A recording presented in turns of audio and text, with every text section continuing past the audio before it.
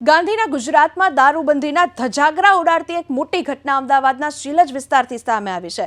બોપલ પોલીસે શીલજ નજીક આવેલા એક ફાર્મ હાઉસની અંદર દરોડો પાડીને એક હાઈ પ્રોફાઇલ રેવ પાર્ટીનો પર્દાફાશ કર્યો છે।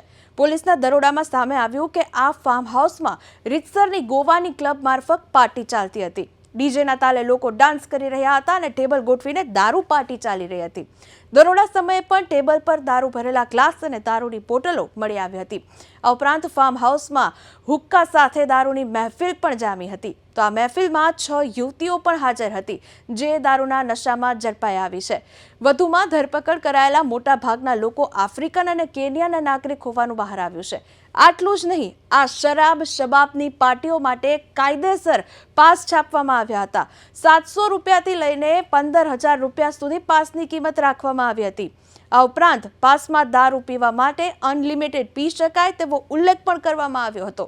આ સાથે પોલીસની કામગીરી પર પણ સવાલો થઈ રહ્યા છે। બોપલ પોલીસ દ્વારા સમયસર દરોડો પાડી કાર્યવાહી કરવામાં આવી તે યોગ્ય છે, પણ આટલી મોટી માત્રામાં દારૂ ફાર્મ હાઉસમાં પહોંચ્યો ત્યાં સુધી પોલીસ શું કરી રહી હતી તે મુદ્દે ગંભીર સવાલો ઊભા થઈ રહ્યા છે। આ રેવ પાર્ટી માટે પાસ બનાવી વેચવામાં આવ્યા, તેમ છતાં પોલીસને કેમ સમયસર જાણ ન થઈ તે બાબતે પણ અનેક સવાલો થઈ રહ્યા છે। આવી જ અપડેટ્સ માટે અમારી સાથે જોડાયેલા રહો।